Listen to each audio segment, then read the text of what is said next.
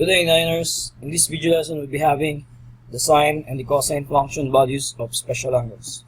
Before we get into it, it's very important to remember these properties of our special right triangles. Let's start with the 30, 60, 90 degree right triangle. So only the 30 degree angle is marked here because I want you to remember this. The length of the side opposite this 30 degree angle is half the length of the hypotenuse. So if this is 1, which is always the case in the unit circle, the length of this side is always 1/2 opposite the 30 degree angle. Now solving your right triangle using the Pythagorean theorem, of course you'll be having the length of the other side as square root of 3/2. So remember these values, this will come frequently enough. Now, in the case of the 60 degree, of course, when you have a 60 degree angle, it is the length of the side opposite it must be this one, so square root of 3/2. So always remember, the length of the side opposite the 30 degree angle is 1/2 the length of your hypotenuse. Okay, the other special right triangle, the 45 degree, 90, 45 degree right triangle, or of course the isosceles right. So when you have this, and if the hypotenuse is 1, it's using your Pythagorean theorem, you'll get that the length of the two equal sides is square root of 2/2. So the length opposite the 45 degree angle, if the hypotenuse is 1, is square root of 2/2. Now let's go and find the sine and cosine function values of special angles using the unit circle. What is convenient about the unit circle is that the length of the radius is 1. So therefore any triangle drawn in this circle will have a hypotenuse of 1, always 1. So let's say, and then the convenient thing about the unit circle is that all the points on your circle, so example this point, so every point on the circle, the x and the y coordinates of the point corresponds to the cosine already of the angle and the sine. For example, this point, of course this is the point 0, 1, knowing that the radius is 1 of the circle. Therefore cosine of this angle, which is 90 degrees, is 0, and sine of 90 degrees is 1. So the x and the y coordinates will right away give you the sine and the cosine of the angle. So let's have an angle in our first quadrant. Let's say what is sine of 60 degrees. So 60 degrees is here.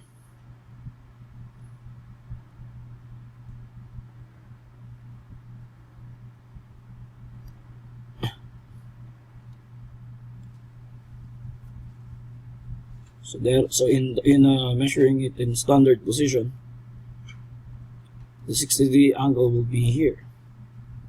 So remember that the triangle, if this is 60 degrees, then the side opposite it must be square root of 3/2. So therefore the coordinates of your point, this point, will be, so if this is square root of 3/2, the length side, then this must be the other pair. So 1/2, it always comes in pair. If one is square root of 3/2, then the other must be 1/2. Then the coordinates of that point must be 1/2 and then square root of 3/2. So therefore the cosine of 60 degrees will be your x coordinate, which is 1/2, and the sine of 60 degrees is square root of 3/2. So therefore this is square root of 3/2. Now, I will leave the other special angles to you in the first quadrant. So just to have a representative in this quadrant, so you have 30 degrees to do and the 45 degree angle. So the next. Okay, let's say we're having sine, what is sine of 150 degrees. So first locate your angle So where's the angle? This is 90, and then 120, 135. So this must be the terminal side of 150 degrees. So that's the first step to locate your angle. So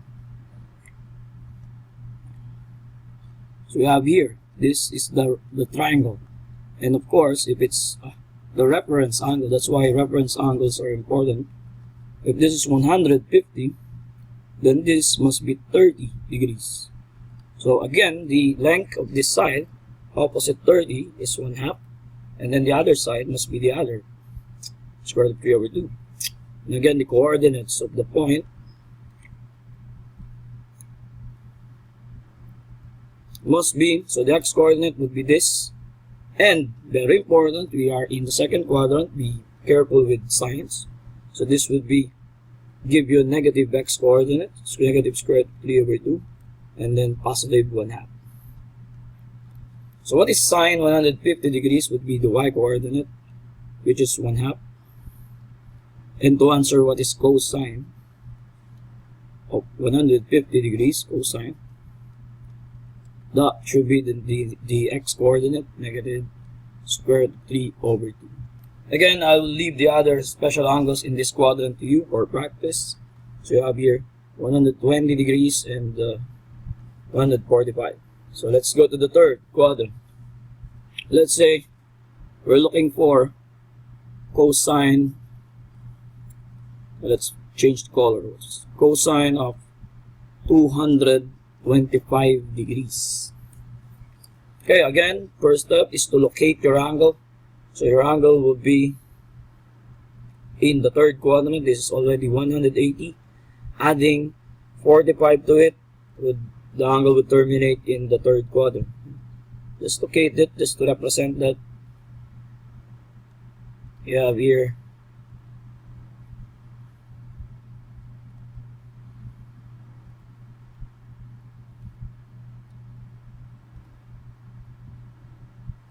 this in this one. So if this is 225 all the way up to that, then this angle must be 45 degrees. Again, your reference angle is very important. That's 45 degrees. And again, the side opposite the 45 degree angle would have the square root of 2 over 2. The other also square root of 2 over 2, because this is a special isosceles right triangle. Then again, finding the coordinates of the point, of this point.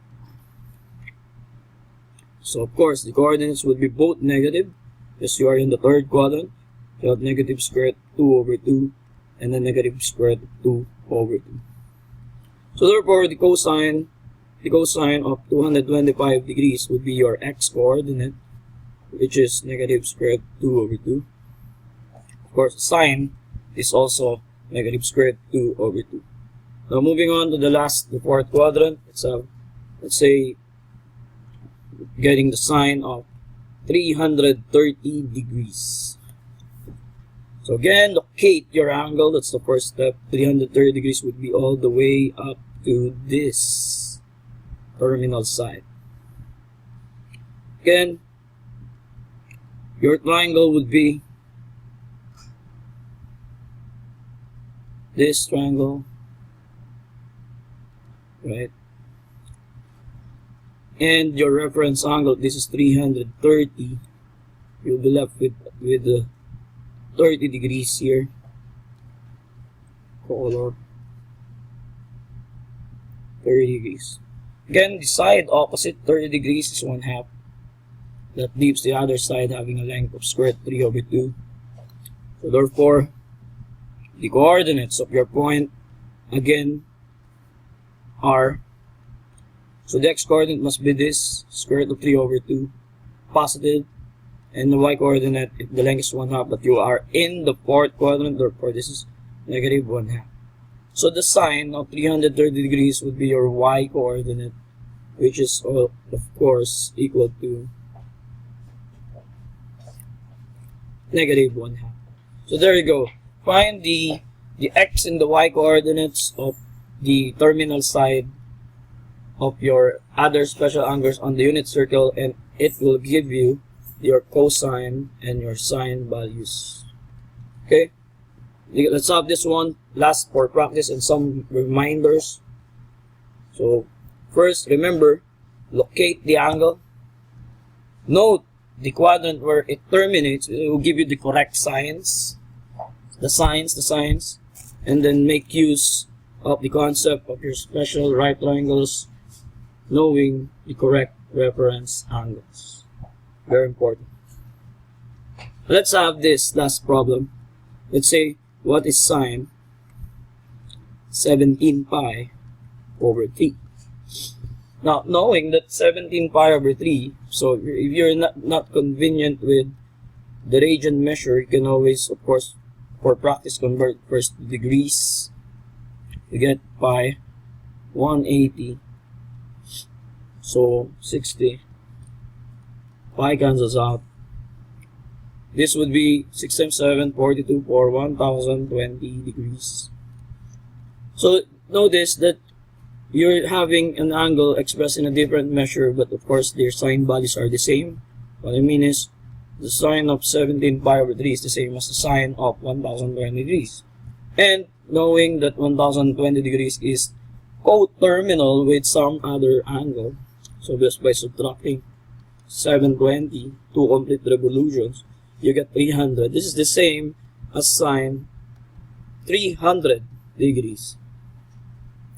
Okay, so just if you are now inside a complete revolution, you do the steps, locate the angle. So you have here, I hope that you will be doing this in your mind, so that you won't be doing any memorizations of tables. It's not how to do it. So you have 300, you have 180, 270 all the way to this, and then a 30-degree angle here to make it to 300. So therefore, your reference, again the reference angle, is 60 degrees. Take note the signs you have here, the fourth quadrant. So if 60 degrees, then the length of this side, so this will be the y coordinate, is square root of 3 over 2. So therefore the y coordinate is negative, square root of 3 over 2. Y negative, you're in the fourth quadrant. And then the x coordinate is the length of this side, 1/2, which is positive. So therefore the sine of 17 pi over 3, which is the same as the sine of sine 1020 degrees, also equal to the sine of 300 degrees, is simply the sine of sine of 300 degrees, which is equal to, of course, what we got here, negative square root 3 over 2. So that's it. Good day, Niners.